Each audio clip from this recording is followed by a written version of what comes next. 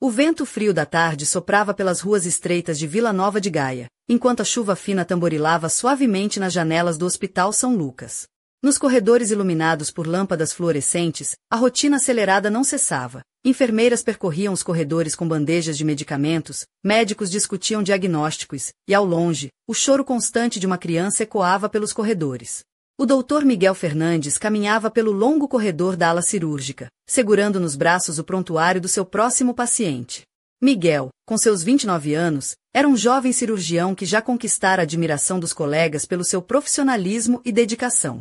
Seus olhos castanhos transmitiam calma e determinação, enquanto suas mãos firmes nunca tremiam durante as operações.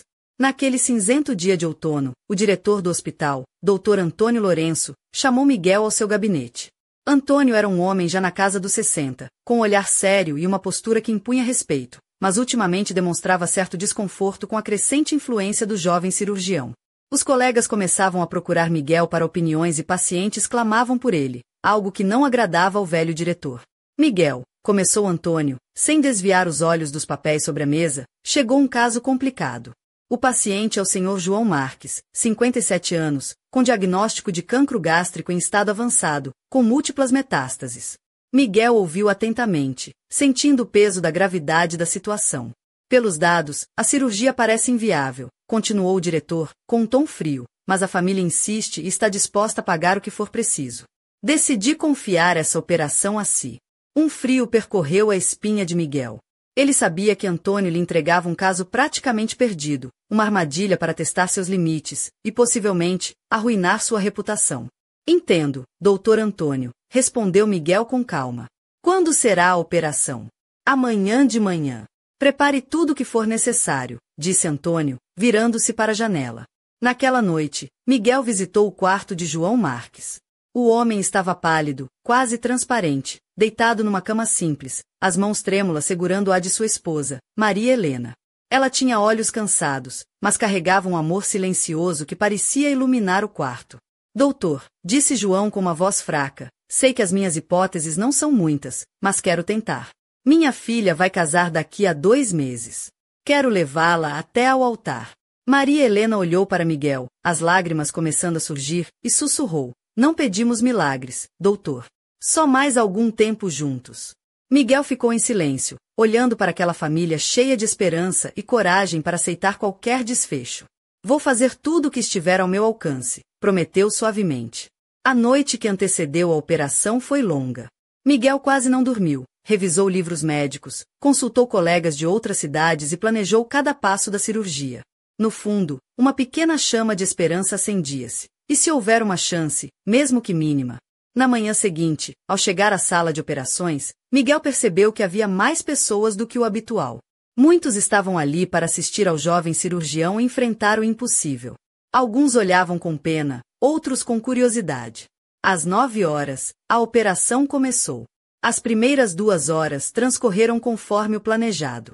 Miguel e sua equipa trabalhavam com precisão e silêncio absoluto. Quando finalmente chegou ao local afetado, seu coração acelerou. O tumor, embora grande, não parecia tão devastador quanto indicavam os exames. As metástases eram menos extensas. Como está o anestesiologista? Perguntou Miguel, baixinho. Estável, pressão normal, respondeu a enfermeira. Miguel tomou uma decisão. Não lutava para provar algo ao diretor, mas porque pela primeira vez em dias via uma chance real de salvar uma vida.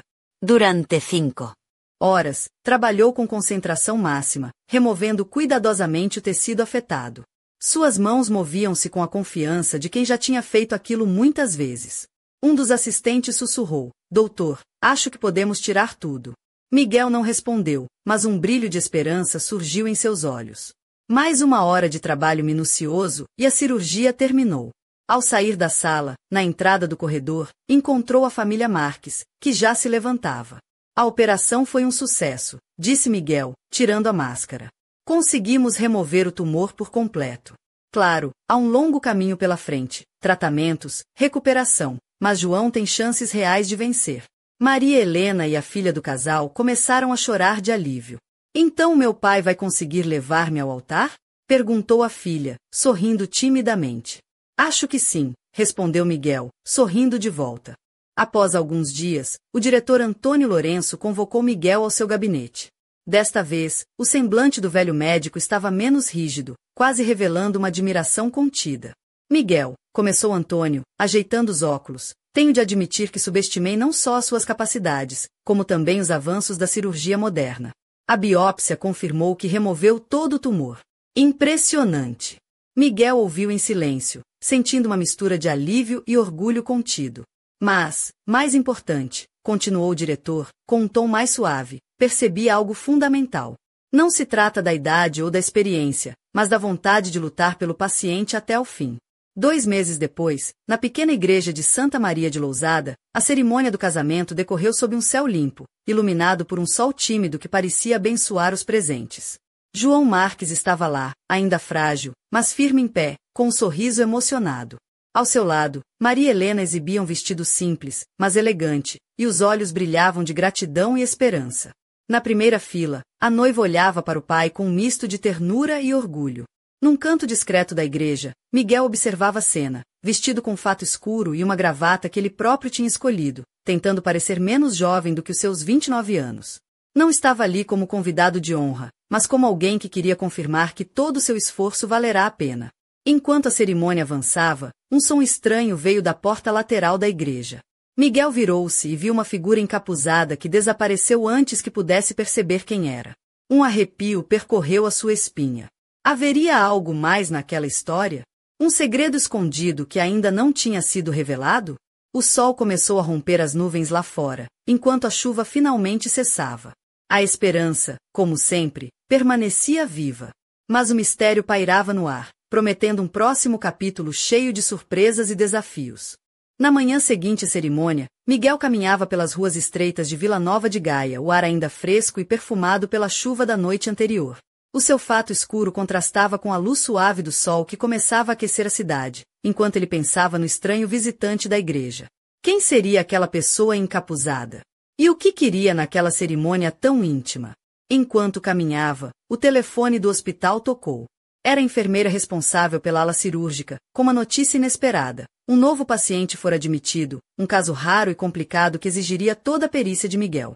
Ao chegar ao hospital, Miguel sentiu o peso da responsabilidade a crescer. O novo paciente, Luiz Ribeiro, era um homem na casa dos 50, vindo de um povoado nas montanhas do Minho, com um diagnóstico misterioso que desafiava a medicina convencional. Luiz apresentava sintomas estranhos, dores intensas, febres recorrentes e uma deterioração rápida que deixava os médicos perplexos. O velho Antônio Lourenço, agora mais aberto às ideias do jovem cirurgião, sugeriu que Miguel liderasse a equipa para investigar o caso. No entanto, algo mais preocupava Miguel. Durante uma visita ao quarto de Luiz, encontrou um talismã antigo pendurado no pescoço do paciente, um amuleto tradicional minhoto, com símbolos que pareciam contar uma história esquecida. Miguel, apesar da sua formação científica, não conseguiu evitar um arrepio ao tocar no objeto. Este caso vai muito além da medicina, murmurou para si mesmo. Enquanto a equipa médica começava os exames, Miguel sentiu o olhar atento da equipa, ciente de que estava prestes a mergulhar no mistério que poderia mudar não só a vida de Luiz, mas também o futuro do Hospital São Lucas. E assim, entre dúvidas, pressões e segredos, Miguel preparava-se para enfrentar o desafio mais inesperado da sua carreira. Mas o relógio não parava, e a verdade, escondida nas sombras do passado, esperava para ser desvendada. Nas horas silenciosas do entardecer, Miguel encontrava-se sozinho no laboratório do hospital, rodeado por exames e relatórios que pareciam não encaixar em nenhum diagnóstico conhecido. A luz amarelada das lâmpadas fluorescentes refletia no vidro dos tubos de ensaio, enquanto ele estudava detalhadamente os resultados das análises de Luiz Ribeiro. Vestia uma camisa branca de algodão, ligeiramente desabotoada no colarinho, e as mangas arregaçadas até os cotovelos revelavam antebraços firmes, marcados pelo esforço constante. O relógio de pulso de couro, gasto pelo uso diário, fazia um contraste curioso com seu olhar jovem e determinado. De repente, uma enfermeira entrou, quebrando o silêncio com um sorriso discreto. Doutor, o senhor Luiz pediu para lhe entregar isto, disse, estendendo-lhe um envelope envelhecido, selado com cera vermelha. Miguel abriu o envelope com cuidado, encontrando uma carta escrita à mão, em português antigo, que falava de um segredo guardado há gerações na região do Minho, ligado a uma doença misteriosa que parecia desafiar a ciência moderna. Enquanto lia, um arrepio percorreu-lhe a espinha. Parece até roteiro de filme português, murmurou entre dentes, com leve sorriso irônico. Só falta aparecer o Zé do Pipo a oferecer um pastel de nata para distrair. Mas o tom de brincadeira desapareceu quando percebeu a gravidade da situação. A carta mencionava rituais antigos e uma possível ligação entre o talismã e a doença de Luís. Miguel sabia que estava perante algo maior do que uma simples operação. O seu mundo científico chocava-se com tradições ancestrais, e ele teria de navegar entre crenças e medicina para encontrar uma solução. Enquanto a noite caía sobre Vila Nova de Gaia, Miguel sentiu o peso da responsabilidade aumentar, consciente de que o próximo passo poderia ser decisivo, não só para a vida de Luís, mas para o futuro do próprio hospital. E assim, envolto em mistério e sombras, ele preparava-se para enfrentar uma batalha onde ciência e superstição se entrelaçariam de forma inesperada. Na manhã seguinte, o Hospital São Lucas acordou sob um céu carregado, com nuvens densas que ameaçavam mais chuva. Miguel vestia seu jaleco branco impecável, contrastando com a gravata azul escura que usava, e seus sapatos de couro polido refletiam o brilho frio dos azulejos do corredor. Seu olhar estava focado, mas uma leve tensão marcava seu rosto. No quarto de Luís Ribeiro, Miguel encontrou o paciente sentado na cama, vestindo uma camisa de flanela xadrez, um pouco amarrotada, e calças de tecido grosso, típicas dos moradores das aldeias do Minho. O talismã ainda pendia do pescoço, balançando suavemente a cada movimento. Senhor Luís, começou Miguel com um sorriso gentil, precisamos falar sobre a carta que me deu. Conte-me tudo o que sabe sobre esse amuleto e a história da sua família. Luís suspirou profundamente, os olhos castanhos carregados de memórias dolorosas. Esse talismã pertence à minha avó. Dizem que protege contra males antigos, mas também carrega uma maldição. Desde que o encontrei, os sintomas pioraram. Os médicos não entendem, e eu sinto que é algo mais do que uma simples doença. Miguel franziu o senho, intrigado. Não se preocupe, farei o possível para ajudá-lo. Mas preciso que seja sincero comigo. Já tentou procurar ajuda fora do hospital? Luís hesitou, depois baixou a voz. Houve uma mulher na aldeia, uma curandeira. Dizem que ela sabe o que está acontecendo, mas não quer se envolver com médicos. Antes que Miguel pudesse responder, o alarme do hospital soou, interrompendo a conversa. Um colega entrou apressado. Doutor, há uma emergência na ala pediátrica. Uma criança com sintomas semelhantes aos do Sr. Luís. Parece estar piorando rapidamente. Miguel sentiu um calafrio. O mistério estava se espalhando. Vamos, disse, já se dirigindo para a saída. Parece que este caso é maior do que imaginávamos. Enquanto saía do quarto, olhou para o talismã, que parecia brilhar levemente sob a luz do sol que entrava pela janela. O destino havia ligado aquelas vidas de forma inesperada, e Miguel sabia que o próximo capítulo dessa história poderia ser decisivo para todos. As luzes do corredor do Hospital São Lucas piscavam timidamente enquanto Miguel avançava apressado rumo à ala pediátrica. A chuva, que até então caíra mansa sobre Vila Nova de Gaia, transformará-se numa tempestade impetuosa, batendo forte nas janelas e criando um pano de fundo dramático para a emergência que o aguardava. Ao entrar no quarto da criança, Miguel deparou-se com uma menina de pouco mais de 8 anos, olhos verdes intensos e cabelos castanhos soltos sobre os ombros. Vestia um vestido azul claro, delicado, com rendas discretas na gola, e sapatilhas de veludo que pareciam demasiado elegantes para um hospital. Apesar da fragilidade, havia nela uma força silenciosa que parecia desafiar a doença. Ao lado da cama, a mãe, Sofia, segurava a mão da filha com firmeza, os dedos entrelaçados em busca de conforto. Sofia usava um casaco vermelho vibrante que contrastava com o ambiente clínico, e um colar simples de prata brilhava suavemente contra a pele clara. Doutor Fernandes, disse Sofia, a voz embargada, a Ana começou a ter os mesmos sintomas do Sr. Luís. Não sei o que fazer. Miguel sentiu o peso da responsabilidade apertar seu peito. Vamos fazer tudo para entender o que está acontecendo, assegurou, tomando nota dos sintomas e ordenando exames com rapidez. Enquanto aguardava os resultados, Miguel não conseguia afastar o pensamento do talismã e da carta antiga. Seria possível que aquela doença tivesse alguma ligação com as lendas e superstições do Minho? O telefone tocou, interrompendo sua reflexão. Era a recepção. Doutor, um homem encapuzado deixou um pacote para si na portaria. Disse que era urgente. Miguel pegou o pacote com mãos ligeiramente trêmulas. Ao abri-lo, encontrou um diário antigo, encadernado em couro gasto, com páginas amareladas pelo tempo. Na capa, gravado em letras douradas, lia-se Segredos do Minho. Um sorriso irônico escapou-lhe. Ora pois, parece que a minha aventura está só a começar. Mas, ao folhear as primeiras páginas, o sorriso desvaneceu-se. Nas entrelinhas, descobriu pistas que apontavam para uma conspiração que envolvia muito mais do que doenças e talismãs, segredos ancestrais, poder e um mistério que ameaçava não só sua carreira, mas a própria vida daqueles que amava. E assim, entre sombras e tempestades, Miguel Fernandes preparava-se para enfrentar uma verdade que poderia mudar tudo. A chuva continuava a cair forte sobre Vila Nova de Gaia quando Miguel se trancou no seu pequeno escritório, iluminado apenas pela luz amarelada de uma lâmpada de mesa. O diário antigo repousava aberto diante dele, as páginas gastas cheias de símbolos enigmáticos e textos escritos numa caligrafia caprichosa, quase impossível de decifrar. Vestia uma camisa cinzenta de linho, ligeiramente amarrotada, e os botões do colarinho estavam desalinhados, revelando um toque de cansaço que contrastava com a intensidade do seu olhar castanho. O relógio na parede marcava as 2 da manhã, mas Miguel não sentia sono, sentia a urgência de desvendar aquele mistério. Ao tentar traduzir um trecho, um ruído suave chamou a sua atenção. A porta entreabriu-se e entrou Sofia, a mãe da menina Ana. Ela trazia uma manta azul clara e os olhos vermelhos, resultado de noites mal dormidas. Pensei que pudesse precisar disto, disse, entregando-lhe a manta, num gesto simples, mas carregado de humanidade. Miguel sorriu, sentindo-se momentaneamente menos só. Obrigado, Sofia. Cada peça deste quebra-cabeça é importante. De repente, uma passagem do diário fez Miguel congelar. Falava de uma maldição antiga, de um pacto que ligava famílias do Minho a forças invisíveis, com consequências que se manifestavam em doenças misteriosas e sofrimento. Isto já não é apenas ciência, murmurou ele para si mesmo. É uma batalha entre o que podemos ver e o que tememos. Mas, antes que pudesse continuar, o telefone tocou estridentemente, quebrando o silêncio da noite. Do outro lado, uma voz trêmula trouxe notícias alarmantes. O estado de Ana piorara abruptamente, e precisava de cirurgia urgente. Miguel levantou-se rapidamente, o coração acelerado.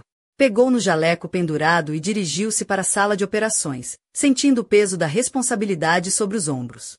Enquanto caminhava pelos corredores vazios, sentiu um frio estranho, como se sombras do passado seguissem silenciosamente. O mistério do Minho estava longe de estar resolvido, e ele sabia que, para salvar Ana, teria de enfrentar não só a medicina, mas também forças que iam além da razão. A sala de operações estava fria e silenciosa, iluminada apenas pelas luzes cirúrgicas que projetavam um brilho intenso sobre a mesa metálica. Miguel vestia o uniforme branco, com as mangas enroladas até os cotovelos, revelando antebraços firmes e ligeiramente bronzeados pelo sol tímido de Gaia. O suor começava a formar pequenas gotas na sua testa, mas o olhar permanecia fixo, concentrado nos preparativos finais para a cirurgia de Ana. Ao seu lado, a equipa médica movia-se com precisão e calma, cada um ciente da gravidade do momento. Sofia, do lado de fora, segurava firme a mão do marido, seu casaco vermelho agora amarrotado pela ansiedade, enquanto rezava silenciosamente para que o milagre acontecesse. Miguel respirou fundo, lembrando-se das palavras do diário e do talismã antigo. Sentia uma mistura de ceticismo e respeito pela história que se entrelaçava com a doença da menina, mas sabia que não podia permitir que medos ou superstições interferissem no seu trabalho. Vamos começar, anunciou, com voz firme. Durante horas, as mãos de Miguel moveram-se com a precisão de um maestro, enfrentando cada desafio com calma e determinação. A cirurgia revelou-se mais complexa do que esperava, mas, aos poucos, conseguiu remover as lesões que comprometiam a saúde de Ana. Quando finalmente terminou, exausto, retirou a máscara e olhou para a família que aguardava ansiosamente no corredor. A Ana está estável, disse, com um sorriso cansado, mas sincero. Foi difícil, mas conseguimos. Sofia desatou a chorar, abraçando o marido, enquanto Miguel sentiu um misto de alívio e inquietação. Ao voltar para o seu escritório, encontrou uma nova mensagem no seu telemóvel, uma fotografia escura, desfocada, onde se via uma figura encapuzada segurando o talismã. A mensagem era simples: nem tudo está resolvido. Miguel fechou os olhos por um momento, sentindo o peso do desconhecido. A batalha estava longe do fim, e o mistério do Minho continuava a chamar por ele. Na manhã seguinte, o sol timidamente filtrava-se pelas janelas do Hospital São Lucas, lançando raios dourados sobre os corredores silenciosos. Miguel, ainda com o rosto marcado pelo cansaço da noite anterior, vestia uma camisa branca de linho que se ajustava ao corpo esguio, complementada por uma calça escura e sapatos discretos, prontos para mais um dia intenso. Enquanto caminhava para o serviço de urgência, recebeu um telefonema inesperado. Do outro lado da linha, uma voz feminina, firme e misteriosa, apenas disse: Doutor Fernandes, precisamos falar. Venha ao Café Central em Gaia, sozinho. Há coisas que o hospital não pode saber. Sem tempo para hesitar, Miguel pegou o casaco e saiu apressado, sentindo a adrenalina subir. Chegando ao Café Central, um local conhecido por ser ponto de encontro de figuras peculiares, encontrou uma mulher elegante, cabelos negros presos num coque, olhos verdes penetrantes e um vestido vermelho que contrastava com a atmosfera discreta do lugar. Senhor Miguel Fernandes? Perguntou ela, com um sorriso enigmático. Sou eu, respondeu ele, cauteloso. O que está a acontecer com o Sr. Luiz e a menina Ana é apenas a ponta do iceberg, disse ela, baixando a voz. Há uma rede antiga, ligada a esses talismãs e segredos do Minho, que tem interesses em manter tudo oculto. Miguel sentiu um arrepio. Quem é você? Pergunto. Chamo-me Isabel, respondeu, entregando-lhe um pequeno envelope.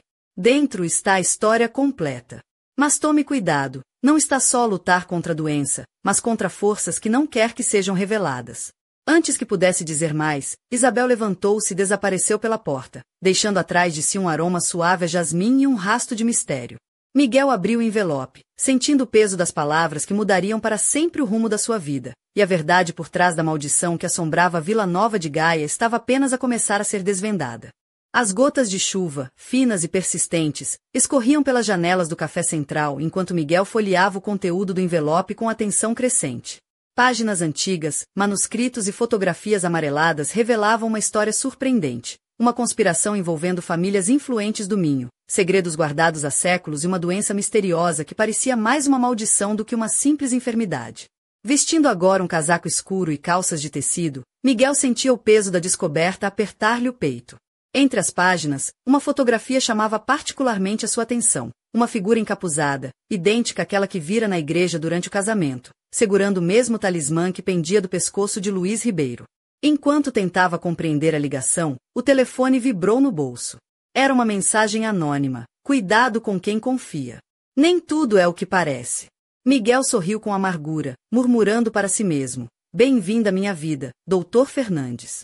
Determinado a ir até o fundo da questão, marcou encontro com a curandeira mencionada por Luiz, uma mulher conhecida nos arredores de Ponte de Lima, famosa pelos seus conhecimentos ancestrais e pelo silêncio guardado a 7 chaves. No caminho, atravessava as paisagens verdes e onduladas do Minho, enquanto a chuva começava a dar tréguas. Ao chegar à pequena casa de pedra onde a curandeira vivia, foi recebido por um aroma intenso a ervas e madeira antiga. Uma mulher idosa, com cabelos grisalhos entrelaçados em tranças e olhos azuis profundos, olhou para Miguel com uma mistura de desafio e sabedoria. Já esperava por si, doutor, disse ela, com voz firme. Está na hora de descobrir o que verdadeiramente está por trás desta maldição. Miguel sentiu que, dali em diante, nada seria igual. O mistério do Minho estava prestes a revelar segredos que poderiam abalar as suas convicções e mudar para sempre o destino daqueles que amava.